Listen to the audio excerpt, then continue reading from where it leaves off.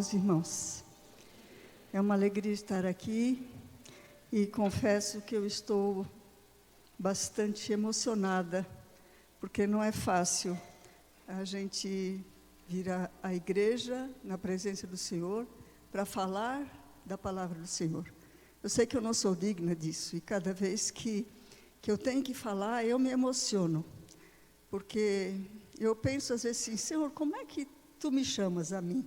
Porque Ele sabe quem eu sou, Ele me conhece. E eu ouvi uma vez o pastor Dilson Bezerra falar uma coisa que eu tomei para mim. Quando eu sou chamada e eu tenho que falar, e eu pensei, mas por que eu, Senhor? Aí eu me lembro uma coisa que ele falou, ele disse assim, se o Senhor falou através de uma mula, Ele também pode falar através de mim, né? Então eu me sinto um pouco mais segura em relação a isso. Eu agradeço a Valdirene pela confiança, a Valdirene pelo convite para estar nessa igreja. Já preguei na igreja do Juvevê há bastante anos atrás, não era nessa igreja ainda. Me lembro da irmã Nídia, amada, preciosa, do irmão Florisvaldo, que está ali, da sua esposa, da sua menina, que hoje eu a reconheci aqui, do Clóvis e da Elizabeth, não sei se estão aqui. Essas pessoas eu me lembro, não sei se tinha mais alguém naquela época que pudesse estar aqui hoje presente. Foi uma alegria, me lembro que foi um encontro maravilhoso. E quando a Valdirene me convidou para pregar, e era um evento de mulheres, eu logo pensei num personagem feminino. E, coincidentemente, quando preguei a outra vez aqui, também preguei sobre uma personagem feminina que eu amo. Para mim, um dos casos mais maravilhosos da palavra de Deus, que é a história de Raabe.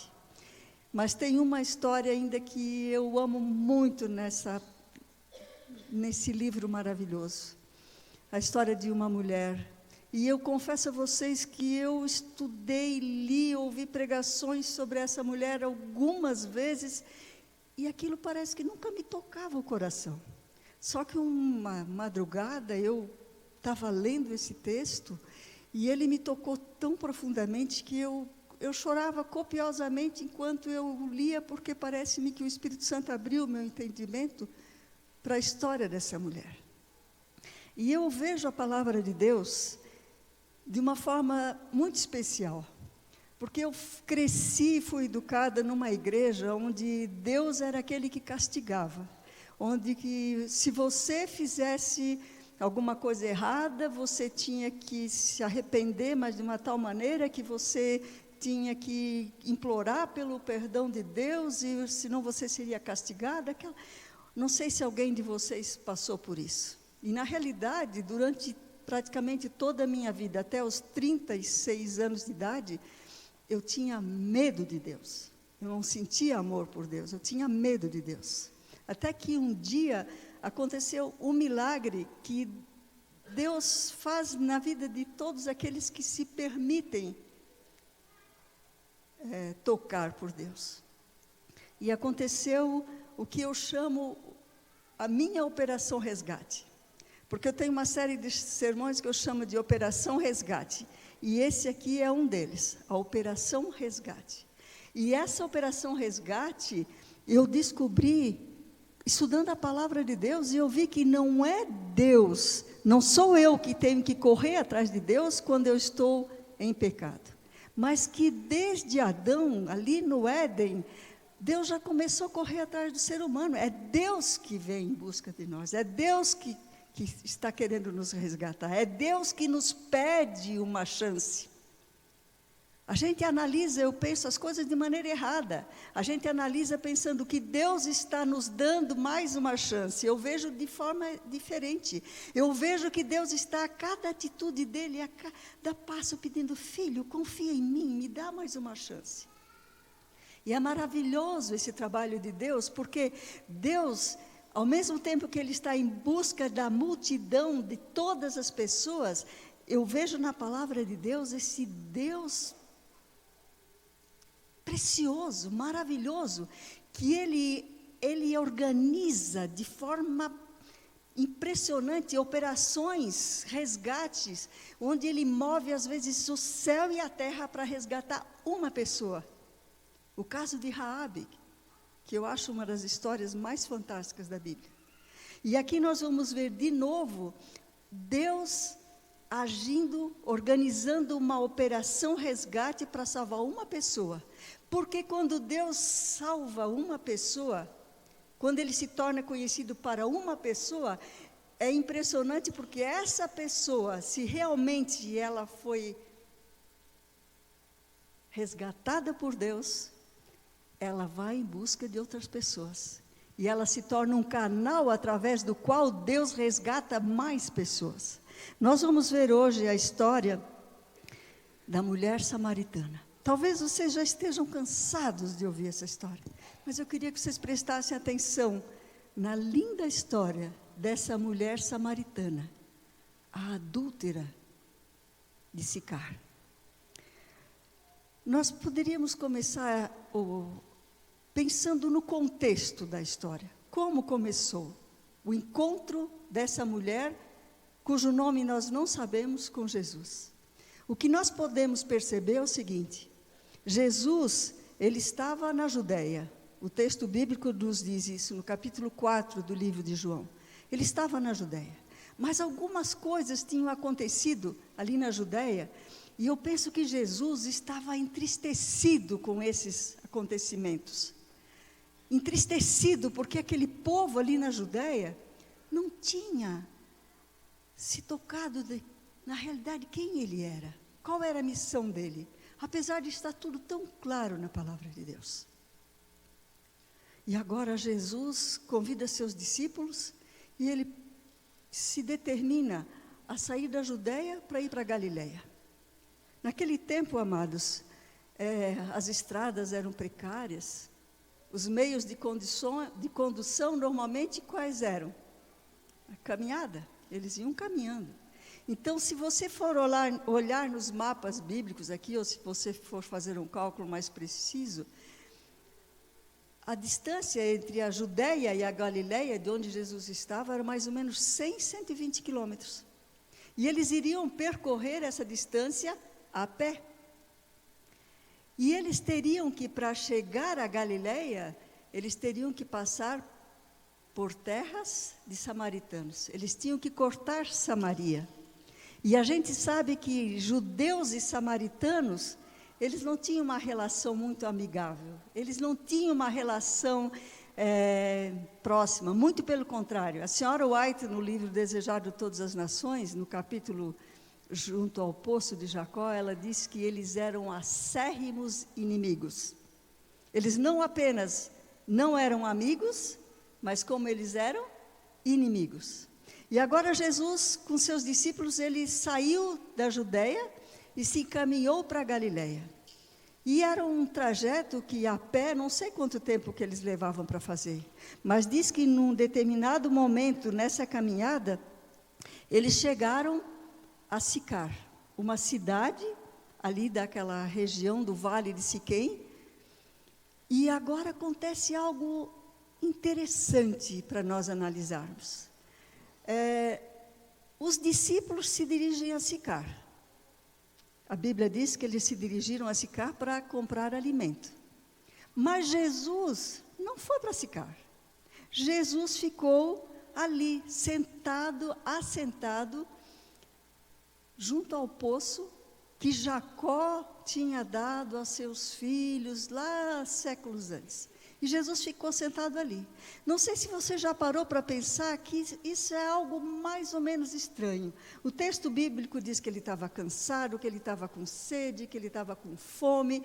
Era meio-dia e ele sentou-se ali enquanto os discípulos foram à cidade para comprar alimento. Vocês acham natural Jesus Cristo deixar os discípulos sozinhos irem para Sicar? Não é natural. Não é natural. A gente não sabe como funcionava essa ligação de Jesus com o Espírito Santo. Eu não sei se ele sabia das coisas que estavam pela frente que iam acontecer, mas eu tenho a impressão que ele sabia. Ele sabia que ali em Sicar havia uma mulher que estava sofrendo por conta da sua condição de pecadora. E ele sabia que aquela mulher, todos os dias, ao meio-dia, ela vinha ao poço para tirar água, que não era uma coisa normal, porque ao meio-dia, na hora do sol mais quente, não era a hora ideal para se vir tirar água do poço. E mais, o costume, a tradição entre aqueles povos eram que as mulheres se reunissem normalmente ali pelas 9 horas da manhã e em grupos elas iam buscar água. Mas essa mulher não. Ela vinha ao meio-dia, sozinha, para buscar água. Por quê? A gente pode pensar várias coisas o porquê.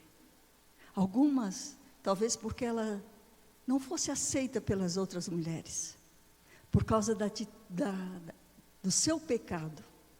Ela era uma pecadora. Mas aquela mulher, triste, sozinha, ela se dirige ao poço. E naquele dia, quando ela chega ao poço, ela percebe, mas não dá a entender que percebeu. Sabe, ela fingiu que não viu. E ali estava sentado um homem. E o texto bíblico diz que, enquanto Jesus estava sentada, veio a mulher samaritana tirar água do poço. Pensem no fato de que Jesus ali estava especialmente naquele momento, naquele lugar, por causa daquela mulher. Não pense de outra forma. O Espírito Santo o conduziu ali, e ele estava ali porque ele foi ali, aquele dia, naquele momento, naquela hora, porque ele foi ali para resgatar aquela mulher. Era a operação resgate da mulher samaritana. E Jesus ali agora, ele queria abrir o diálogo com ela. Mas se ele se oferecesse para tirar a água do poço, o que seria natural, sendo Jesus quem era, ela não aceitaria. Ela não aceitaria porque samaritanos e judeus não trocavam favores. Eles até faziam negócios entre si, mas trocar favores, isso não existia entre eles. Então, se Jesus, um homem judeu, se oferecesse para tirar a água do poço, ela não aceitaria. Agora Jesus fica ali, e eu creio que naquele momento ele orava e pedia ao Pai, ao Espírito Santo, que o Senhor desse a brecha. E ela encheu o poço, o cântaro, e ela agia como se ele não estivesse presente. E agora, de repente, quando ela estava pronta para sair, Jesus se dirige a ela. E quando Jesus se dirige a ela, eu creio que os anjos ali, o Espírito Santo, todos ao redor, só esperando por aquele momento, algo maravilhoso aconteceu. Porque eu sonho com duas coisas na minha vida. Eu sonho em encontrar com Jesus. Na realidade, são mais, né? Mas uma coisa é ter esse privilégio de um dia encontrar com Jesus. E quando eu encontrar com Jesus, o meu sonho é olhar nos olhos de Jesus. Porque se tem uma coisa que me toca, é o olhar das pessoas.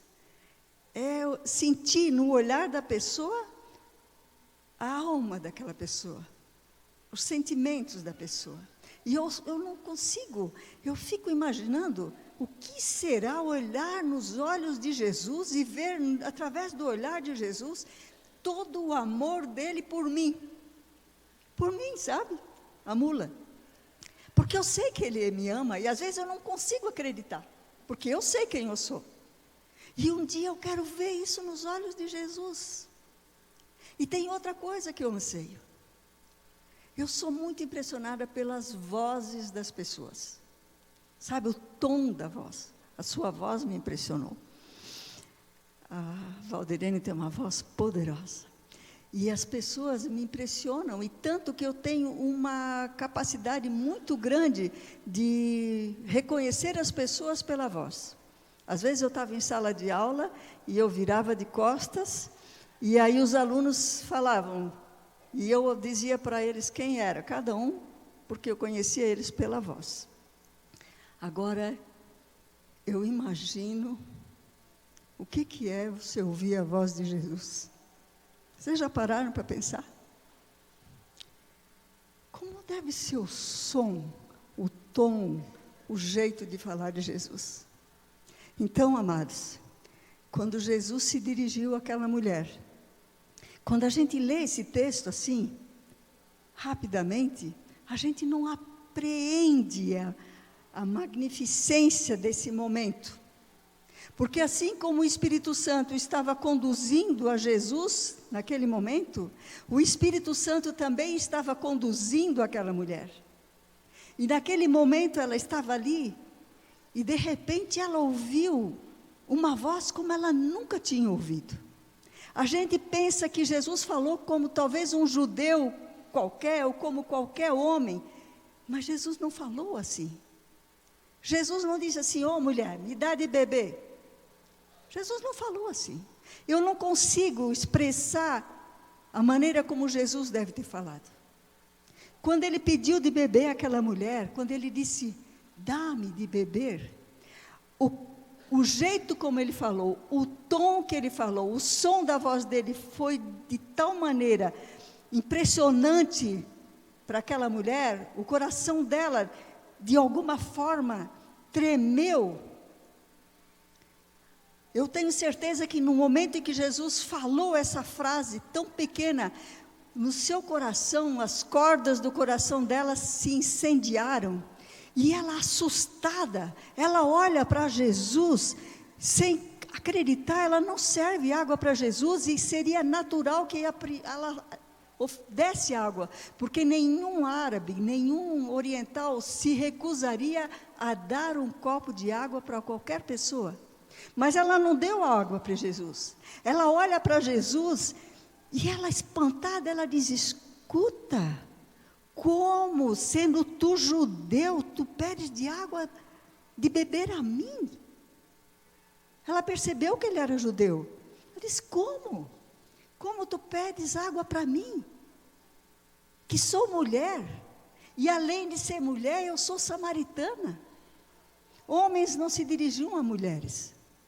Agora imagine um judeu se dirigir a uma mulher, além de ser mulher, era uma samaritana. Judeu não se dirigia a samaritano. Imagina um judeu pedir um favor para uma mulher samaritana, e aquilo espantou ela de tal maneira, que Jesus olha para ela, e o coração de Jesus, cheio de compaixão, entendendo mais além o porquê daquele espanto dela, Jesus olha para ela, com o coração cheio de compaixão, e diz: ah, se tu conheceras o dom de Deus, e quem é que te pede, dá-me de beber, tu me pedirias, e eu te daria água viva. Mulher, se tu soubesses com quem tu estás falando.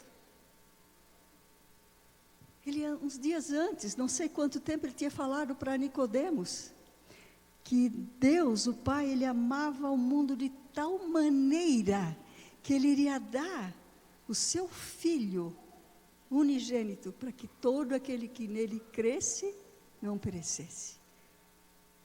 Deus ia dar. E quem era o dom? Jesus Cristo. Ele disse assim: se tu conhecesses, se tu soubesses quem está falando contigo, eu sou o dom de Deus, eu sou o presente de Deus.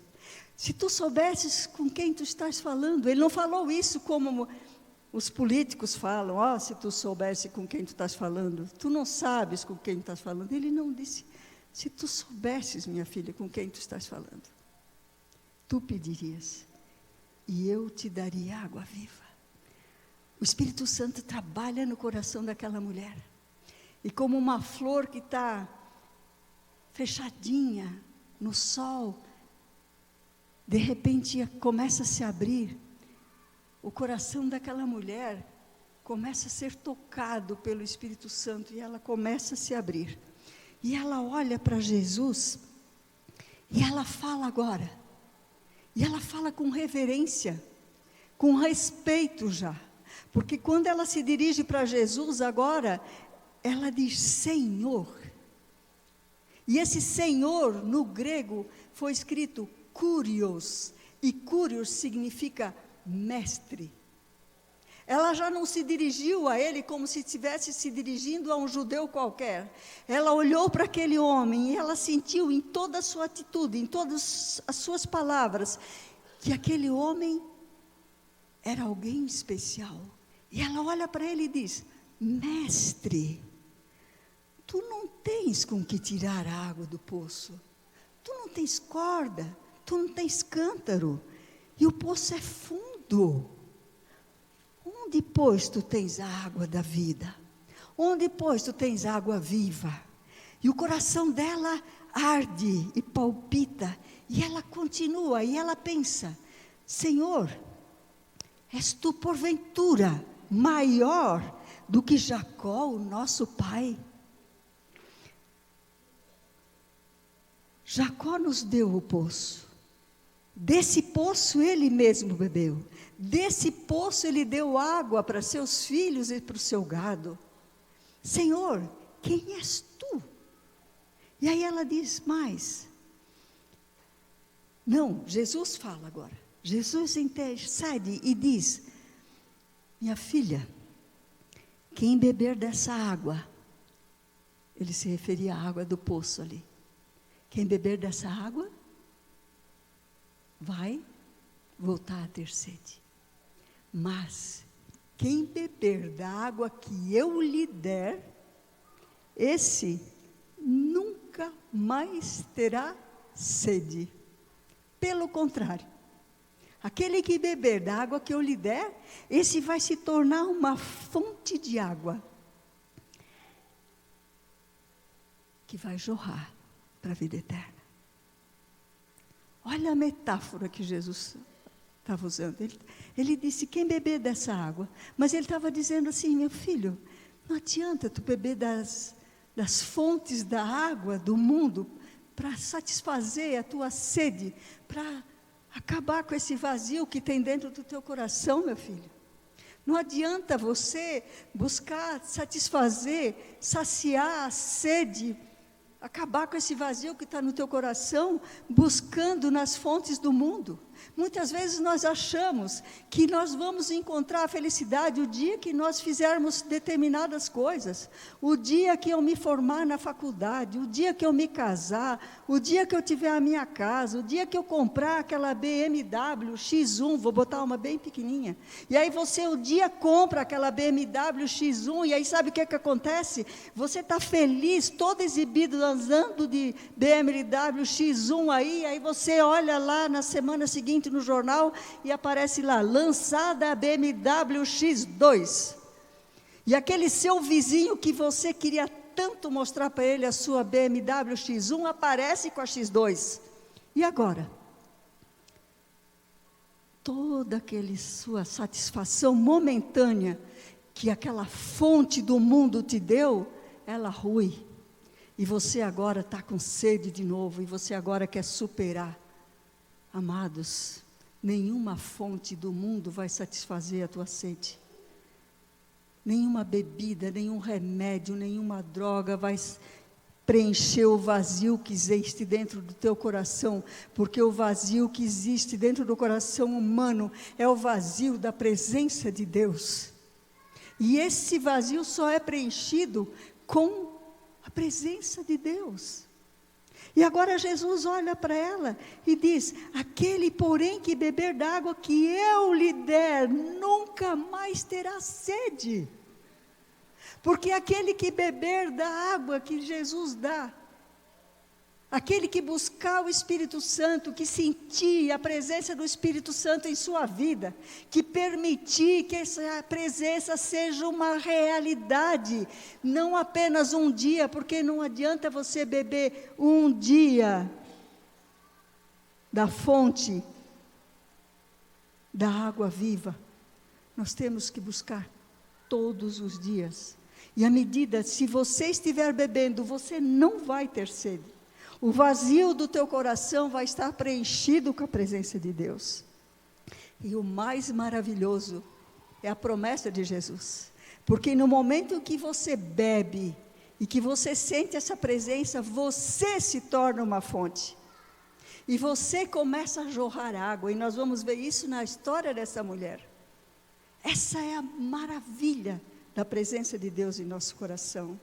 E a mulher agora, o coração dela está aquecido, não pela presença do sol, mas pela presença do sol da justiça, que está ali juntinho dela. E à medida que ela está ali ouvindo a palavra, que ela ouve Jesus, que ela sente a presença de Jesus, o coração dela vai se abrindo, e ela olha para Jesus e diz: Senhor, Senhor, dá-me dessa água, para que eu não sinta mais sede, para que eu não tenha que vir aqui mais buscar essa água. Sabe, quando eu vejo ela falando isso, eu lembro de mim. Me desculpem colocar esse testemunho, mas eu lembro de mim, porque eu vejo o seguinte: ela estava ouvindo Jesus falar, ela via tudo mas ela não estava entendendo. Ela sabia que era alguma coisa especial, maravilhosa, mas ela não estava entendendo. E isso aconteceu comigo. Em 1987, lá em Blumenau, nós morávamos em Blumenau, eu estava passando por uma fase terrível na minha vida. Meu marido fazia parte, mas eu particularmente. Uma fase muito triste. Desde menina, sempre dentro do meu coração eu tinha aquelas perguntinhas básicas, né? Por que eu existo? Para que eu estou aqui? Para onde que eu vou? E isso me atormentava, e eu buscava as respostas e não encontrava. Busquei na minha igreja, busquei em outras fontes e não achava a resposta. Nenhuma fonte preenchia o vazio que estava dentro desse coração. E chegou uma fase em que eu me envolvi com o espiritismo, eu e meu marido, porque alguém chegou para nós e disse: vem por esse caminho, aqui tu vais achar. Foi terrível. O Senhor permitiu 6 meses na minha vida, e eu conheci o que vocês podem imaginar do espiritismo. E nesse período começou uma luta. Eu tive sonhos, 2 muito significativos, em que eu percebi que havia uma luta grande pela minha vida, entre Deus de um lado e o inimigo do outro. Sonhos terríveis, eu não tenho tempo aqui para relatar isso para vocês. E nesse período a gente estava envolvido com uma mulher espírita terrível. Eu vi coisas que vocês não podem imaginar. Então hoje eu penso assim, que o Senhor permitiu que eu vivenciasse tudo aquilo hoje, porque hoje eu posso dizer para vocês: todas as áreas do espiritismo, o único patrão é Satanás. Tudo, mesmo aquela, como é que se diz? Mesa branca, Nova Era, tudo isso. Eu vi praticamente tudo isso em 6 meses. E nesse período, nós tínhamos uma pequena empresa, e nessa pequena empresa tinha um homem que ele levava para nós, ele vendia fios de algodão. E esse homem, ele vinha às vezes lá para fazer venda para o meu marido, e ele, às vezes meu marido estava ocupado, ele sentava na minha frente e conversava comigo. E ele começou a falar algumas coisas de um estudo bíblico que ele está fazendo. Eu não sabia, mas ele era adventista do 7º dia. E eu admirava aquele homem por causa da sua educação, por causa do seu jeito de ser. E eu falava para ele de coisas que eu estava vivenciando no espiritismo. Acontece que em 1987, em setembro de 87, o meu filho, um deles, eu tenho 5 filhos, André Felipe da Costa Flores, que vocês conhecem, ele foi tomar a primeira comunhão na igreja católica em Blumenau. Desculpe eu falar, eu não queria falar o nome da igreja, agora eu já falei. Primeira comunhão. E o André, nós chegamos à igreja, uma igreja enorme, cabem ali sentados, acho que umas 2.000 pessoas ou mais. E nós chegamos, encaminhamos o André para onde ele tinha que ir, eu e o meu marido entramos assim por uma porta lateral, porque a igreja estava lotadíssima. Tinha gente em pé e nós não achamos mais lugar para nós. E eu e ele ficamos em pé, assim, ali, como se fosse ali no lado daquele banco. E nós ficamos ali em pé, olhando para assistir a programação, para ver quando André fosse tomar a comunhão. E eu estava ali olhando, e as crianças foram para o altar, e de repente, enquanto eu estava ali, de repente eu senti uma mão no meu ombro. E eu achei que era meu marido. E eu peguei e coloquei a minha mão em cima daquela mão. Mas aí eu vi que era uma mão pequenininha. Meu marido não está aqui, mas ele é mais ou menos do porte do André. Ele já encolheu um pouquinho, mas a mão dele é bem grande, é um alemãozão. E eu olhei e digo, não, essa não é a mão do Aurélio. E aí eu virei para trás e estava ali uma pessoa conhecida minha.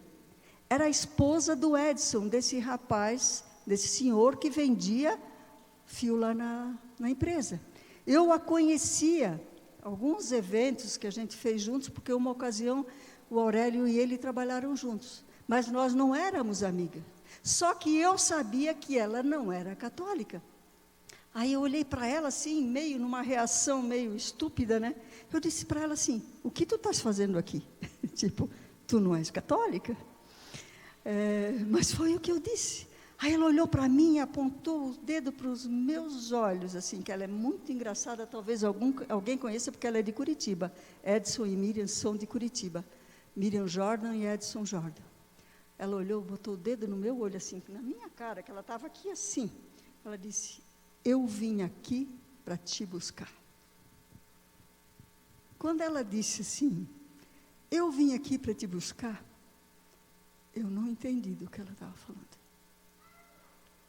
Mas eu me emocionei. Eu comecei a chorar. Eu pensei assim, essa mulher é doida. Mas ao mesmo tempo eu fiquei tão emocionada. E a Miriam é uma pessoa muito engraçada. Ela já chegou assim, as pessoas tinham levantado para ir comungar, ela já pegou, me empurrou assim, senta aí. No banco onde as outras pessoas estavam sentadas, eu sentei. Ela olhou, continuou olhando para mim e disse assim, ele está voltando. E eu vim, e nós temos que nos preparar. Eu pensei, é doida mesmo. Quem que está voltando? Nunca tinha ouvido falar disso. Mas aí eu já estava chorando copiosamente. Eu não entendia nada do que ela estava falando. Mas eu sentia que era alguma coisa que eu precisava. E aí ela disse para mim assim, Vera, toda semana, sextas-feiras, nós nos reunimos na nossa casa para fazer estudo bíblico, para estudar a Bíblia. Eu queria muito que você fosse. Quando ela falou Bíblia, ela falou a palavra-chave. Porque eu fui criada numa casa onde não tinha Bíblia. Mas quando eu me casei, um tio do meu esposo morou conosco. Ele era um senhor idoso e ele tinha uma Bíblia. O que é raro entre os católicos. Hoje não sei como é que é.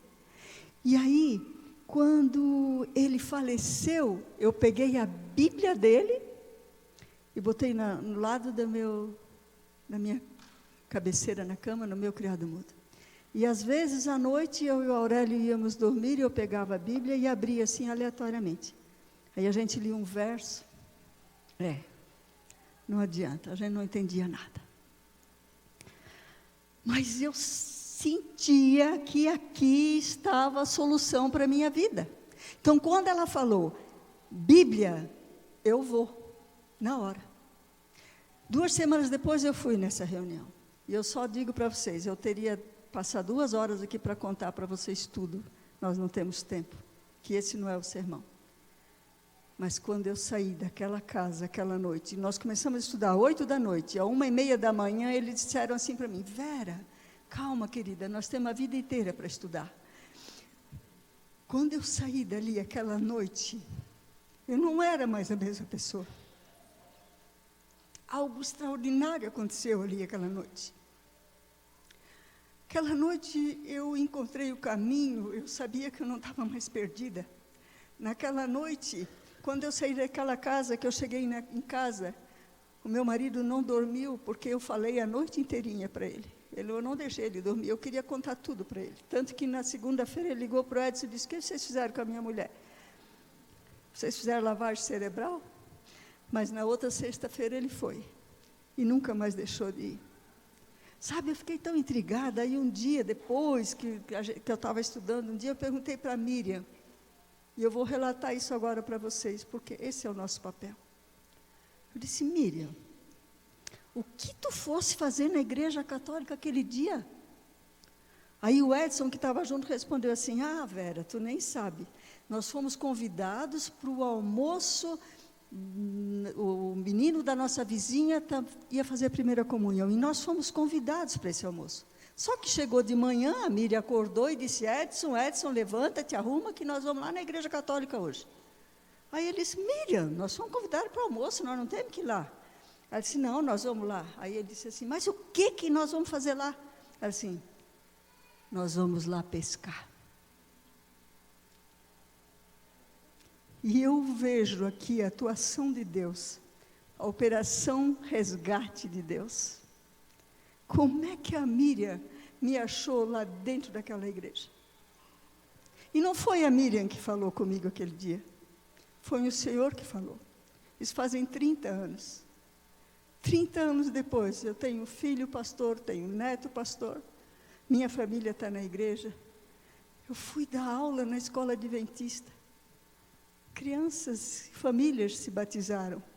Eu dava aula de ensino religioso e matemática, e era um testemunho lindo, como que eu fui dar aula, porque eu nunca pensei em ser professora.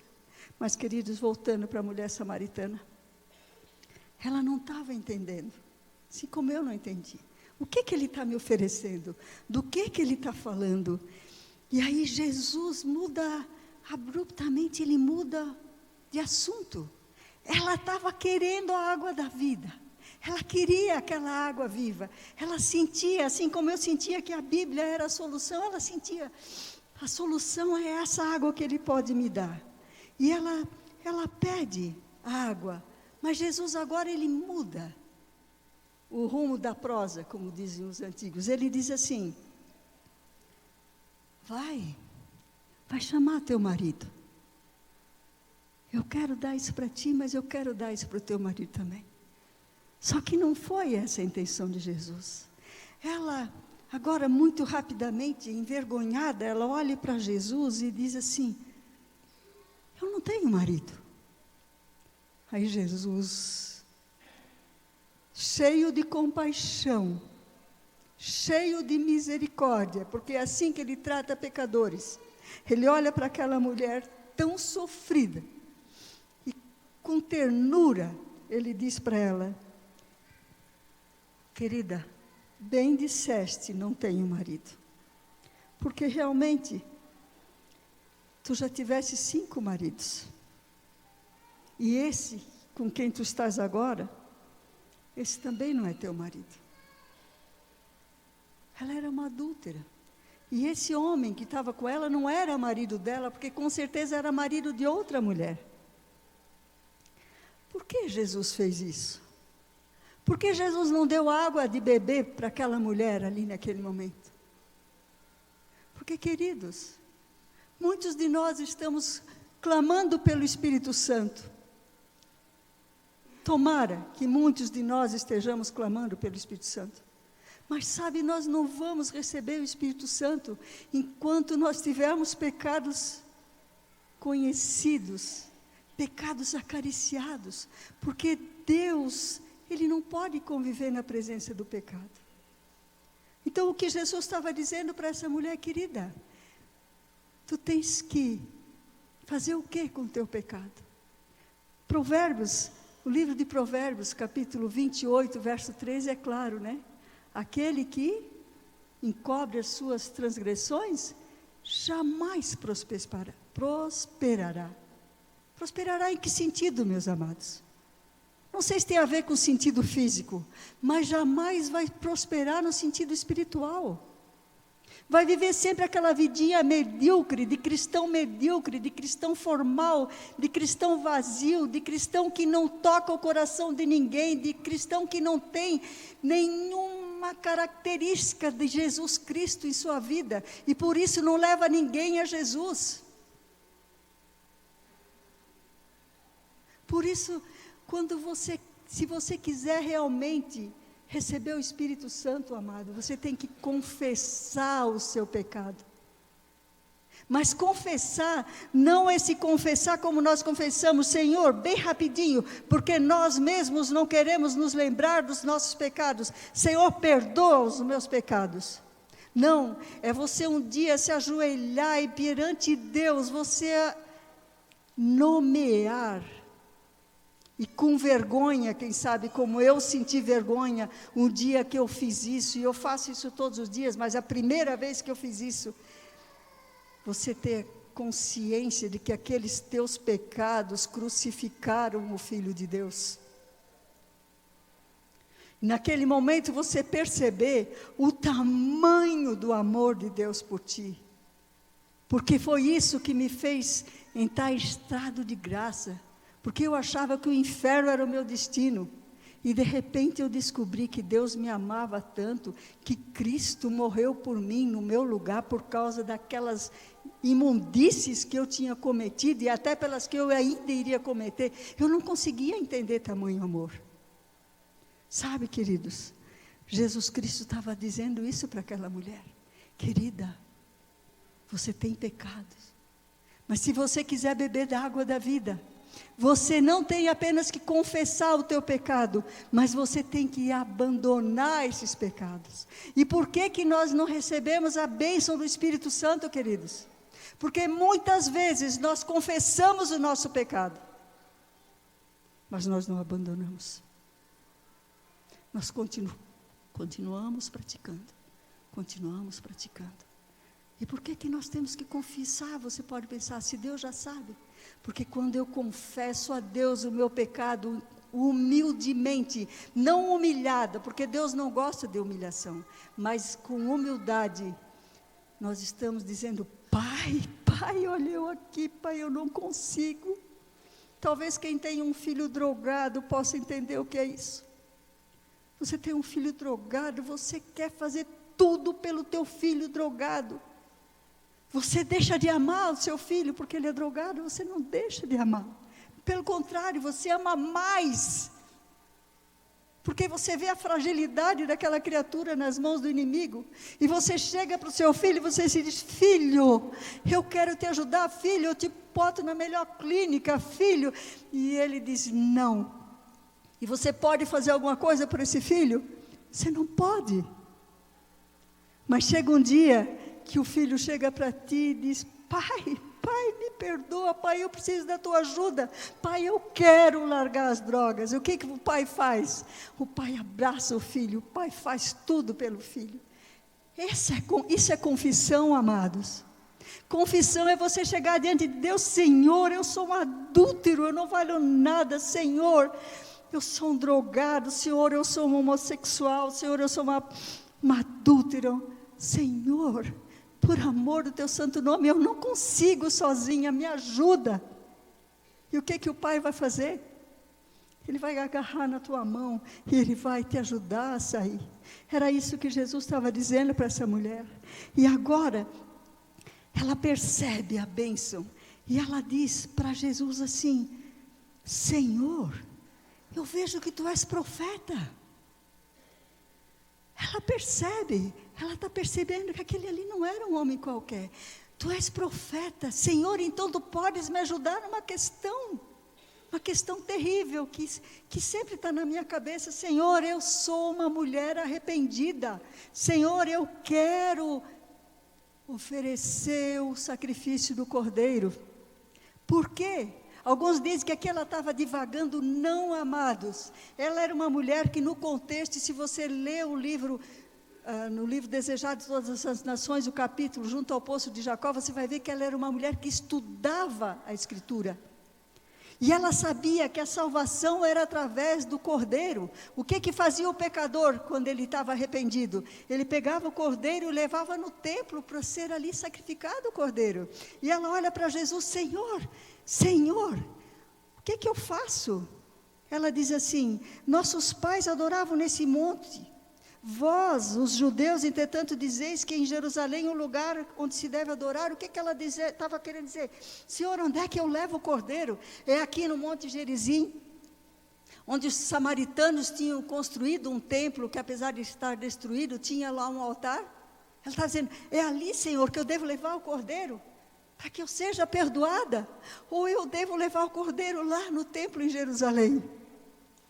E Jesus olha para ela, cheio de amor, e ele diz assim para ela, verso 21, capítulo 4, mulher, tu podes crer-me, que a hora vem, quando nem neste monte,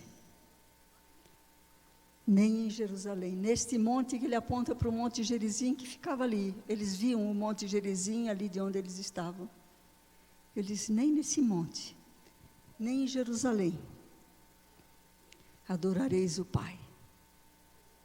O que ele está dizendo, queridos? Não é o lugar. Vocês têm uma belíssima igreja aqui. Mas se eu hoje fosse pregar embaixo de uma árvore, ou na igrejinha mais humilde, não importa o lugar. O que importa é como eu adoro. Como eu adoro. E Jesus está dizendo exatamente isso. E ele diz assim, vocês samaritanos, vocês adoram o que vocês não conhecem.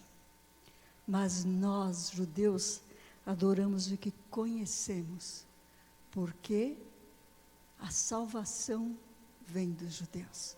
Porque o Salvador vem dos judeus.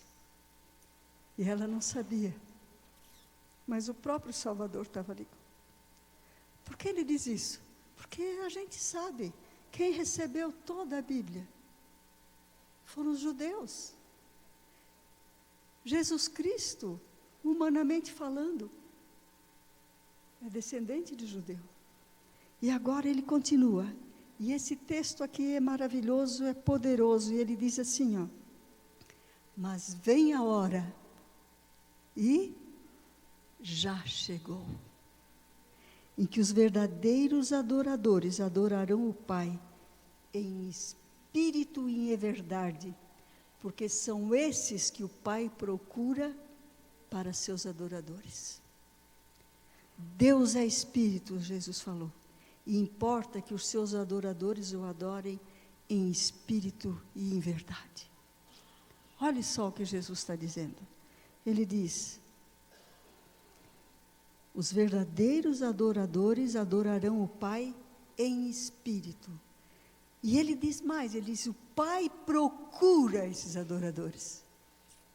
Amados, Jesus está procurando adoradores que o adorem em espírito e em verdade. E aí Jesus explica, Deus é espírito. Alguns entendem que quando ele diz Deus é espírito, é como algumas religiões creem que Deus é um espírito, ele é transpassável, sei lá eu o quê. O que ele está dizendo, Deus é espírito, a natureza de Deus é espiritual. E qual é a natureza espiritual de Deus?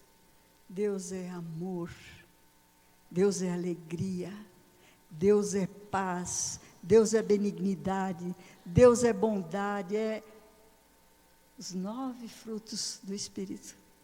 Esse é Deus. Agora, como alguém carnal, Jesus está dizendo isso, como alguém carnal pode se dar com Deus? Paulo explica muito bem isso lá em Romanos e em outras cartas. Não tem como o carnal se dar com o espiritual, não dá liga. Então, para que a nossa adoração seja real e seja profícua, que produza resultados para nós, nós temos que ser espirituais. Agora, como? Primeiro, confessa. Arrepende-te. Não é assim que Pedro disse? Arrependei-vos, sejais batizados e recebereis o quê? O dom do Espírito Santo. É uma condição para você receber o dom do Espírito Santo. O Espírito Santo está aqui, ele está trabalhando, ele trabalha no teu coração. Ele estava trabalhando no coração daquela mulher, mas para que ele possa tomar posse da minha vida, tem que haver a morte do eu. Eu tenho que ser crucificada com Cristo. O eu, o velho homem, esse ser carnal que gosta das coisas que o diabo gosta, tem que morrer com Cristo na cruz. Tem que ser sepultado e tem que renascer como uma nova criatura. E agora Jesus diz, Deus é espírito e importa que os seus adoradores o adorem em espírito e em verdade. O verdadeiro adorador, transformado pela presença de Deus, ele adora a Deus, e quando ele adora a Deus, ele sente o coração de Deus batendo junto do seu coração, e ele, adorando, ele é transformado. Sabe, queridos, Deus não é beneficiado pela nossa adoração. O ego de Deus não fica inflado quando nós o adoramos, porque Deus não é homem. Mas quando nós adoramos a Deus, nós somos beneficiados. Porque nós somos transformados à imagem daquilo que nós adoramos. E quando você passa tempo adorando a Deus, através da vida de Jesus, olhando para o Calvário e vendo Jesus crucificado, vendo Jesus andando por aqueles lugares, atendendo pessoas, cuidando de pessoas, fazendo milagres, vendo como Jesus falava, como Jesus andava, como Jesus agia. E se você fizer disso uma prática na sua vida, essa hora White diz que nós devemos passar pelo menos 1 hora por dia contemplando as cenas do Calvário. À medida que nós olhamos, que nós adoramos, nós vamos sendo transformados à imagem e semelhança de Jesus. Amados, a adoração é o caminho de volta para o Éden. É o caminho de volta para a imagem e semelhança de Deus. Por isso o diabo odeia o sábado, porque é o dia em que você tira para vir aqui para adorar a Deus. Mas a pergunta que fica é: nós estamos realmente adorando a Deus? Aquela mulher, ela ouve aquilo tudo, e o coração dela agora está explodindo, porque ela vê aquele homem falando, e uma esperança vai se materializando dentro do coração dela, e ela olha para Jesus e ela diz: Senhor, eu sei que é de vir o Messias. Qual era a esperança dela?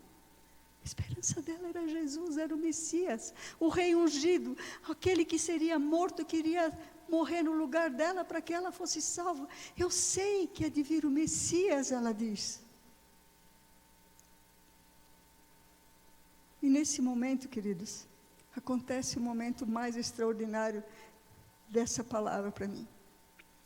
Eu creio que Jesus, com o coração transbordante de alegria, porque Jesus, a senhora White escreve ali naquele capítulo maravilhoso da Desejada, diz que ele se alegra quando ele sente um coração correspondendo, aprendendo, deixando de ser enganado por Satanás. Quando os enganos de Satanás vão perdendo a força sobre você, e você começa a aprender a beber da água. E Jesus olha para aquela mulher, olha no fundo dos seus olhos, e ela diz: Senhor, eu sei que vem o Messias. E Jesus olha para ela e diz: filha, eu sou o Messias. O Messias sou eu que estou falando contigo. Eu gostaria de ver essa cena um dia, se Deus me desse o privilégio, e eu queria ver como é que foi essa cena. Porque aquela mulher, ela ficou tão tomada por essa declaração, que o texto bíblico assim parece que para abruptamente. Mas os discípulos chegaram naquele momento. Eu penso que o inimigo mandou eles chegar ali naquele momento para dar uma cortada naquele momento tão poderoso, tão especial.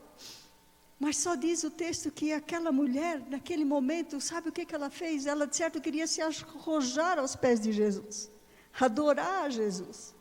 Mas sabe o que ela faz? Diz o texto no verso 28, que a mulher deixou o cântaro. Imagina, esse cara não era tão perto assim. Ela esqueceu da água que ela viera buscar. E ela faz o quê? Ela sai dali, e eu imagino que ela saiu correndo. Ela estava... Sabe, ela tinha se tornado uma fonte, ela tinha bebido na fonte. E à medida que aquela água foi penetrando em seu coração, ela sentiu uma vontade, uma necessidade imensa de já dar água para beber aos outros. E ela saiu correndo dali. E foi para onde? Ela foi para Sicar. E quando ela chega em Sicar, nas portas da cidade, normalmente nas portas da cidade os homens ficavam. Eles faziam negócios nas portas das cidades, julgamentos, eles ficavam todos ali. E eu penso que todos os dias, quando aquela mulher saía ao meio-dia para buscar água, de repente eles zombavam dela, diziam palavras chulas para ela. E ela, tadinha, de repente saía de cabeça baixa, triste, e voltava de cabeça baixa e entrava na cidade. Mas naquele dia, quando ela voltou, olha o que ela disse para eles. Ela olha para aqueles homens, ela encara aqueles homens e ela diz: vinde comigo, venham ver um homem que me disse tudo quanto eu tenho feito. E ela arrisca mais, ela diz assim: será esse porventura o Cristo? Eu tenho certeza que ela sabia que era o Cristo. Mas se ela dissesse para eles: eu vi o Cristo, eles iam rir dela, né? Olha só, a adúltera de Sicar viu Cristo. Mas ela chega e diz assim: eu vi um homem, e ele fez revelações sobre a minha vida. Quer dizer, ela disse assim: eu sei quem eu sou, e ele falou para mim quem eu sou, mas eu venho ver. Eu creio que ele é o Cristo. E sabe o que aconteceu, queridos? Aqueles homens seguiram a mulher samaritana. E eles foram até Jesus. E lá na presença de Jesus, agora Jesus falando com eles, eles foram tão tocados pelo que Jesus falou, que agora, queridos, eles pediram a Jesus. Diz o verso 39, muitos samaritanos daquela cidade creram em Jesus. E eles pediram para Jesus que Jesus fosse para Sicar e que falasse mais para eles. E sabe o que aconteceu, queridos? Jesus passou 2 dias ali em Sicar com os samaritanos. Jesus dormiu na casa dos samaritanos. Jesus comeu à mesa dos samaritanos.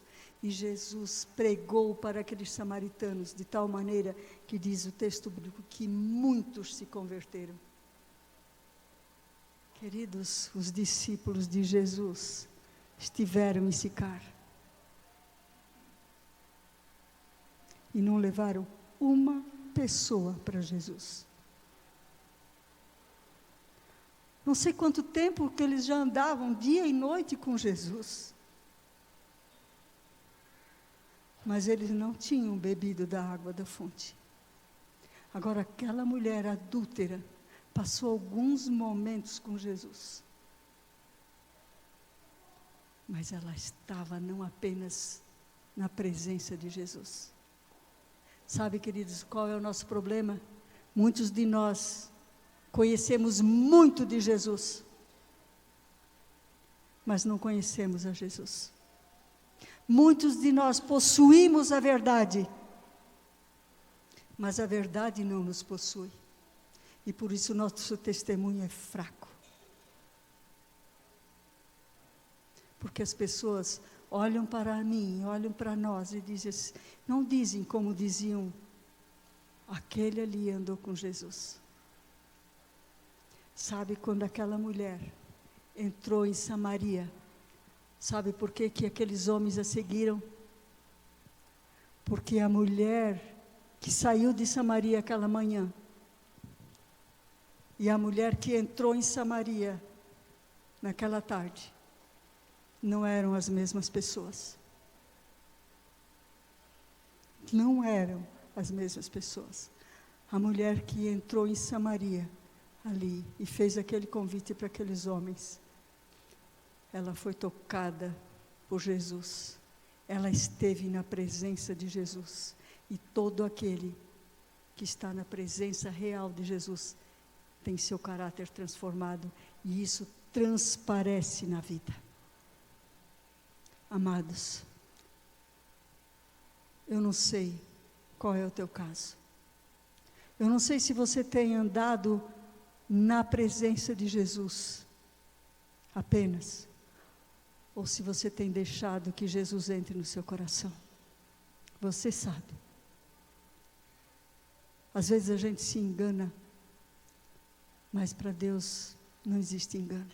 O meu convite hoje, querido, é que você beba da água da vida.